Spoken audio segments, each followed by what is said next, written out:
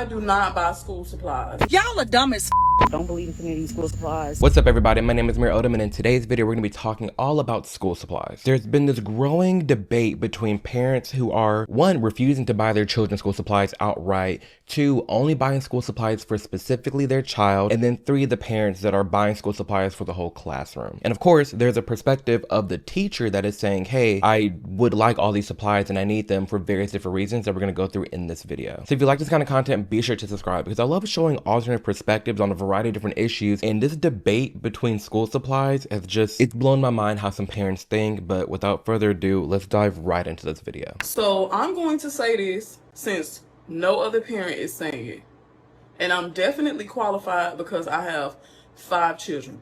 I have 2 sets of twins and a teenager. That's not our problem. This caption says, an unpopular opinion, as a parent, I don't buy school supplies. And you start the video talking about, well, I have 5 kids, I'm qualified to say this. Clearly, you're probably not qualified to have that many children. Sorry to say the truth. I'm a parent who does not buy school supplies. Yeah, you heard me right. I do not buy school supplies. And let me tell y'all why. For one instance, I buy all this school supplies for my kids. They take some of it to school, and the teachers take all of the supplies and tell the kids don't write their names on it.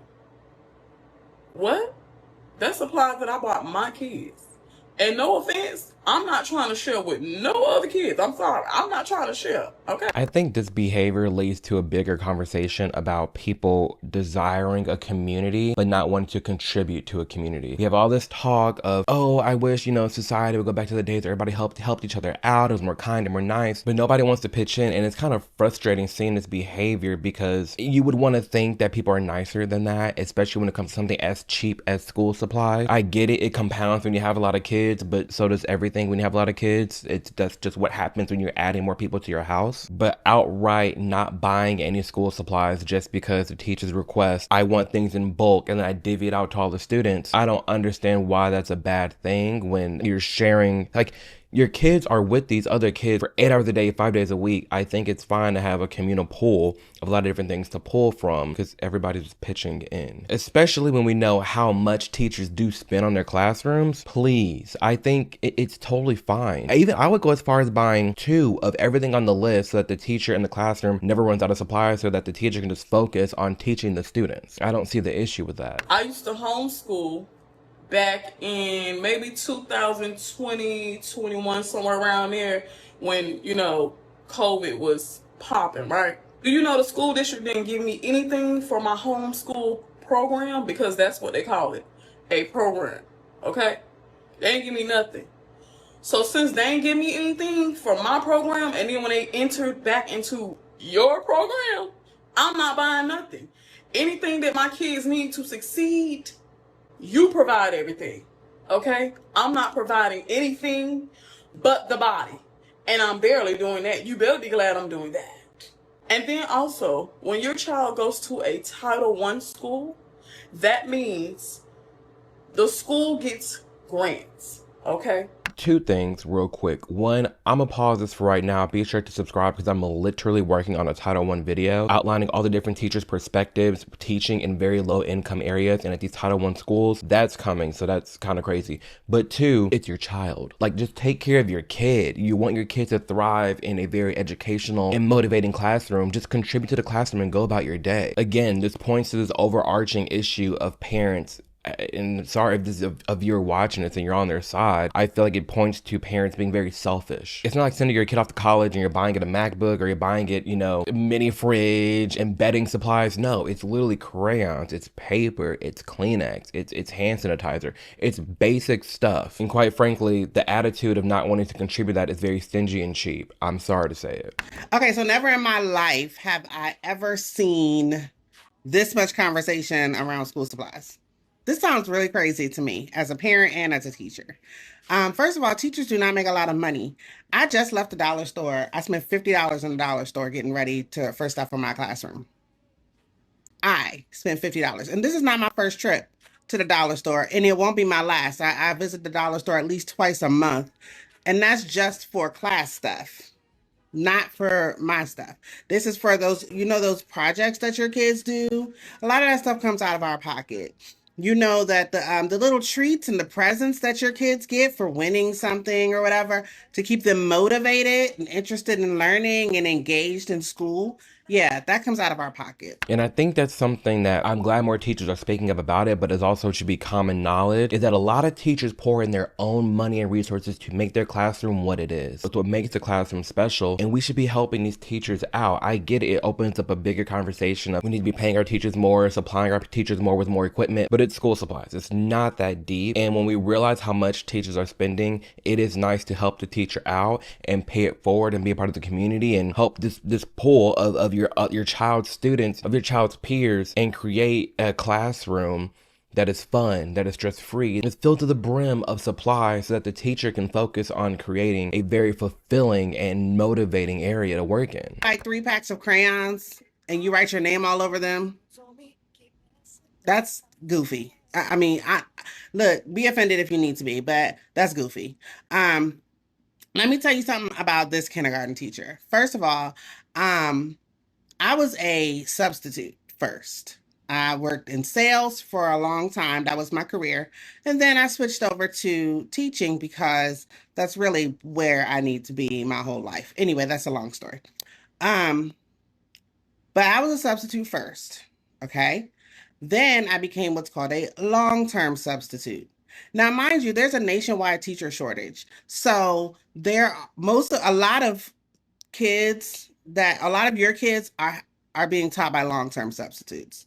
That means somebody with a high school diploma. Now that's crazy. We know there's a teacher shortage. We know the teachers are struggling getting paid. We know that teachers are dealing with a lot in the school system and dealing with the bad children behavior. It's another video. Be sure to check that one out. So naturally you would think as a society we'd be willing to help our students' teachers out with whatever they need to make the classroom what they want it to be. But the fact that you have parents out there saying no, no, no, I wonder if that correlates to also, that's like a long-term study, like a sociology study. But I'm very curious if these same type of parents that are very like me, are the same parents to the students that are very troublesome in class, very just acting up and making teachers not want to be in the environment, not a team player. The list can go on. I'm wondering if the styles correlate.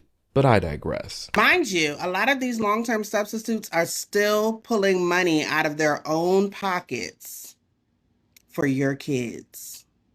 So your kids can be engaged, so your kids can learn, so your kids can be motivated, so your kids can have everything that they need. I feel like, and of course, I'm not a parent right now, but if my child was in public school, I would make sure that their teacher and their classroom has everything they need to make sure that for the next year, while you're basically damn near in some cases spending more time with my child than me one-on-one, it's in a very supportive environment. That would be my number one goal.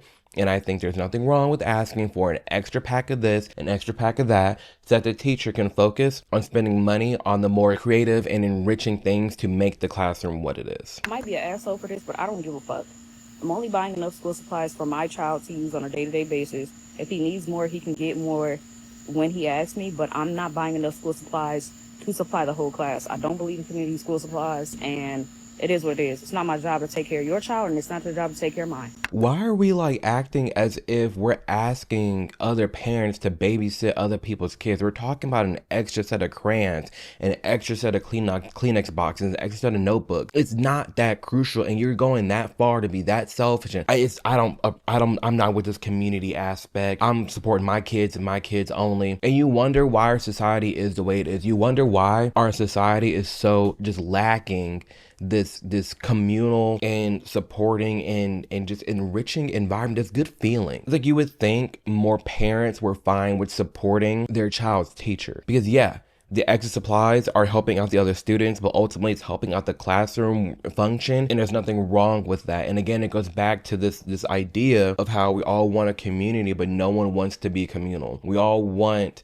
a village, but no one wants to be a villager. no one's putting in this effort of, oh, it's a very selfish and very like me society. Look at me, I'm doing this, I'm only worried about me and my own, yada yada yada. Like, to a certain point in your mindset, yeah, honestly I think it just varies, because even for me, at the end of every video I talk about, put your blinders on, focus on you and only you, and go about your day. While I'm saying focus on you and only you, that doesn't mean being an asshole to anybody else. No, still be nice to everybody and treat others how you want to be treated. And when it comes to the school example, one would think like, yeah, you should be parenting your child and your child only, but what's wrong with paying it forward and giving a few extra supplies to the other kids who don't have any or are running out, but ultimately for the teacher, that the teacher doesn't have to buy anything. Giving school supplies out to help teachers should be the last of your concern when you're living in a world where all of your data is being bought and sold online as it is. Your address online, your phone number online, but thanks to today's sponsor Delete Me, you don't have to worry about that anymore. Because if you didn't know, it is common practice for your personal information to be bought and sold by data brokers all the time. This is how people can find your address. You start getting spam emails, you get them weird texts and them weird calls, the whole nine. Literally anybody can have access to your personal details, but you do have the right to stay private and protect your personal data. Now, you could go to every single website and go all the way to the bottom and search the site to figure out how to get your information taken down, or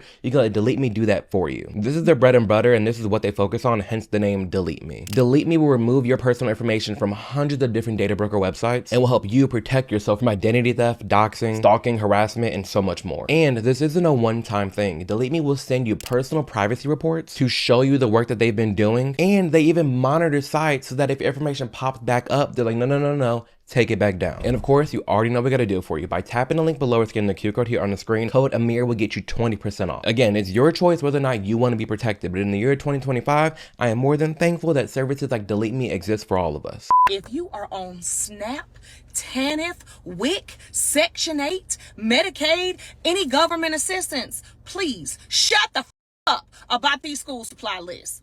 I have seen so many parents on this app bashing teachers and saying how they're not going to share their supplies with other kids. Parents need to buy for their own kids. You're not responsible for nobody else's kids.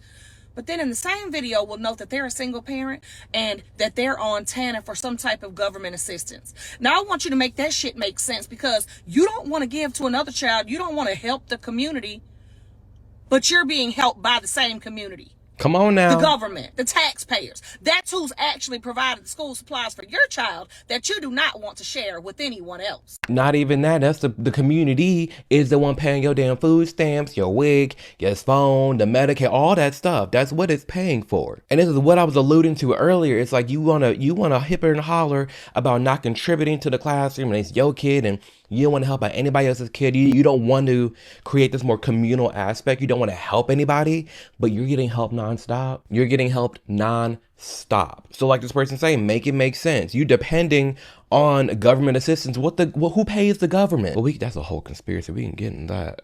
However, our local and state taxes are doing a lot. But you're over here swiping up these EBT cards and depending on the Medicaid as if like, what are we doing here? That's communal stuff that you're tapping into, that you very well are actively and loud talking about. You want to buy an extra crayons for $1. And they keep saying, oh, well, the teachers are stealing the supplies. Please tell me what the fuck the teachers would do with your supplies. Thank you. I have seen so many teachers go out of their way with their own money out of their pocket to make sure that your kids have, because you refuse to be a responsible parent. And it really shows where your priorities are, because you are setting your child up for failure. School supplies is the bare minimum. But most of these same parents who refuse to buy school supplies will go and buy $100, $200 pair of tennis shoes to put these same kids in, half of them that cannot read on their correct grade level and cannot add 3 plus 2. Your priorities are all screwed up. And I've said before, y'all are raising a bunch of fly ass dummies. Baby, they look fly to death. They are fresh as hell. And it's just empty. It's a damn empty ass way. Holy shit. She's snapping, sending your babies to go to school looking fresh AF, home a hot mess. You don't want to send no extra school supplies. The priorities are all out of line. They're not in line at all. And it makes me wonder too, it's like, if you're being this cheap and you don't want to buy an extra box of crayons and extra Kleenex, what are you doing at home? Are you taking those savings and getting a tutor for your child? Or like this person saying, is all this extra money that you're complaining about you don't have to buy an extra set of crayons, is going to the shoes, going to the cool outfits, so they looking fresh and neat. Whole time, they dumb it in a bag of bricks. It's a damn empty ass wagon. They know nothing. But you're not concerned with that because you don't give a fuck about that. You don't want to buy school supplies. You don't want to buy anything to have them ready for success because you don't want to share with another child. But you want to go buy all these high-priced clothes so that you can compete with the next parent. Y'all are dumb as fuck. And I'm telling you now, when these teachers just get fed up, because we're losing good teachers every fucking day. And when all of these good teachers get fed up and they leave, I hope you're going to be real happy with your little dumbass child sitting up in your face every day because you're going to have to teach them. You're going to have to homeschool them. You don't have to worry about sharing Kleenex. And that's such a good point. And it made me, like, my brain automatically jumped to, like, the future of this, because imagine all the teachers walk out the public schools and like, you know what, F this. And then they go to private schools. Well, who can afford and pay for the private schools? So they have a society with parents with money, and that's it. And so it's like, they now be a society of like, oh, well, only the rich kids are getting able to go to school and this is that. If you actually just cared, things would be so much better. And this points back to the beginning of the video, this idea that we become so selfish as a society and no one's really caring and creating this communal aspect, and what that can lead to in society if this attitude keeps going on and on. Because yes, we do need to address how teachers are being paid and the benefits that they get, but that doesn't mean we can't help these teachers out. You, as a parent, you should be wanting to make sure your child's teacher has everything they need under the sun, going above and beyond to make sure when they are teaching your child, it is the best environment possible. Because yes, sure, the other kids aren't your responsibility. That kid is your responsibility, and it should be admirable to help that teacher out since they're the ones literally taking care and teaching your child. There should be no debate about this at all. It's very confusing to me. Just so we're clear, I'm expected to take a bullet for little Johnny and his classmates, but little Johnny's mother does not see it fit to provide for the community with some Clorox wipes, some tissues, maybe an extra pack of pencils. Like that's what we're going with right now. I have to make the ultimate sacrifice for the community, the school, but little Johnny's mother does not think that she has to make any sacrifices for the community.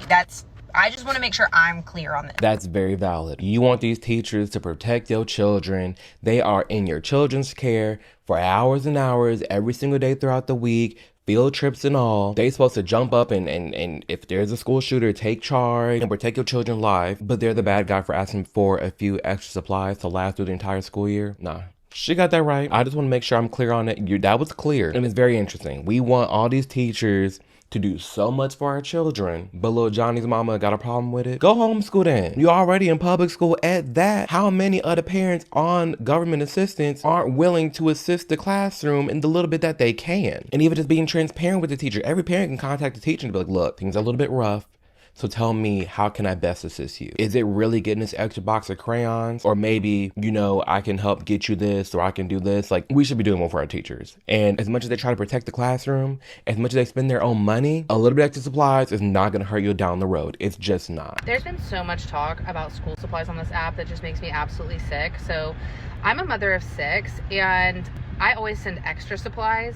I send teacher gifts for every damn thing. My husband's like, do we really need a teacher gift for Thanksgiving? I'm like, absolutely, because I'm thankful for them. Have you spent 10 minutes with our children? Like, all of them together? That is so much. And there's only 6 of them, and they have classes of 20-something kids. My thing is this. If you do not want to pay for school supplies, then don't. And homeschool your children. What I just said. The government doesn't pay for the school supplies.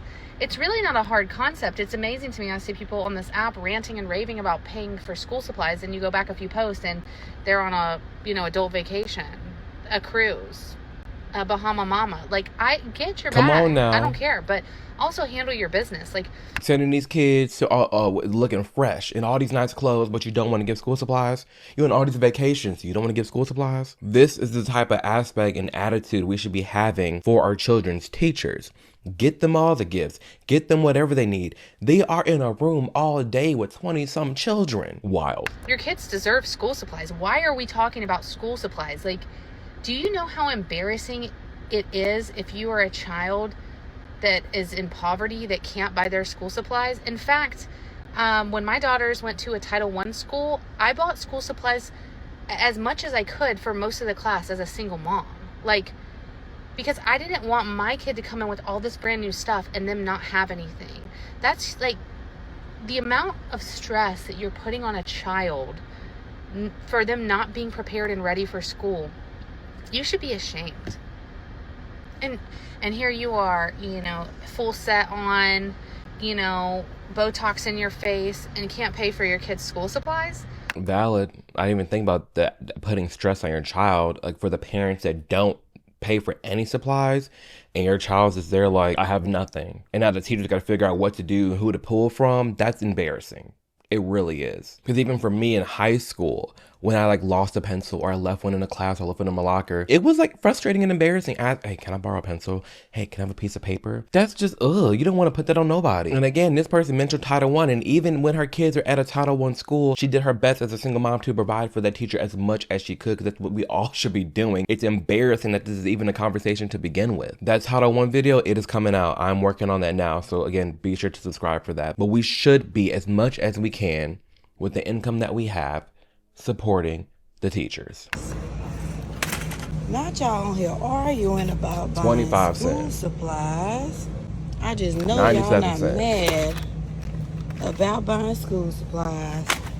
Mad about buying. Refusing, like, this is why it's so silly, and I can't believe it's actually a thing that's like stirring up discourse on an app. And a lot of parents in the comment sections are making videos. I'm not sending my child to school with any supplies. I'm only buying supplies for me and my kids, yada yada yada. Bruh, it's cheap. It's so cheap. And that's not even like being like first world, oh, I have a lot of money. It's 97 cents, you guys. Like, again, just do what you can. We're not acting like you're buying shoes for other people's kids, shirts. It's basic supplies. And if you want certain things for your child, like I said before, make that distinction, talk to the teacher, figure out exactly what's in a pot, what's to pull from, you know, what that vibe is in the classroom, and make sure your kid has the thing that they want for themselves. That's fine. But refusing in totality to, one, buy your kids any supplies, or even going to the extent of saying, I don't want to participate in any communal efforts, it's for my kid only, it's a bit much. You guys, let me know in the comments below. One, have you dealt with parents like this? Well, if you're a teacher,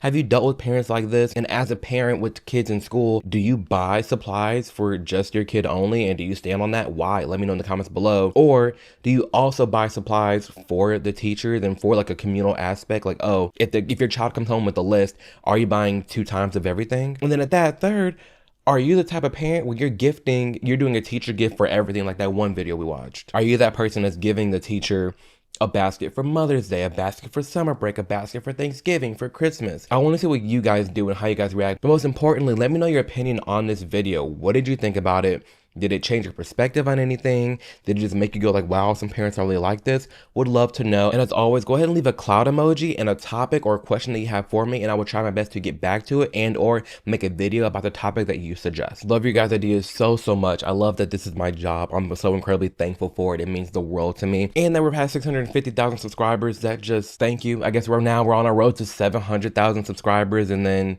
800, 900, then 1 million. But as always, I'm incredibly thankful for your time. Thank you for taking the time to sit here and watch this video with me, whether you're eating a meal, in the car, hanging in bed, whatever you're doing. Thank you for being here. I appreciate it a ton, and I hope that you know that whatever you're going through in life, it's going to pass by. It's just a season.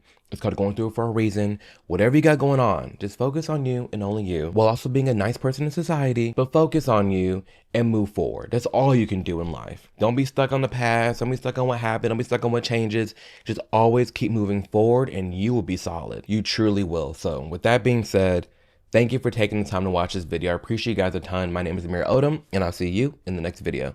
Deuces.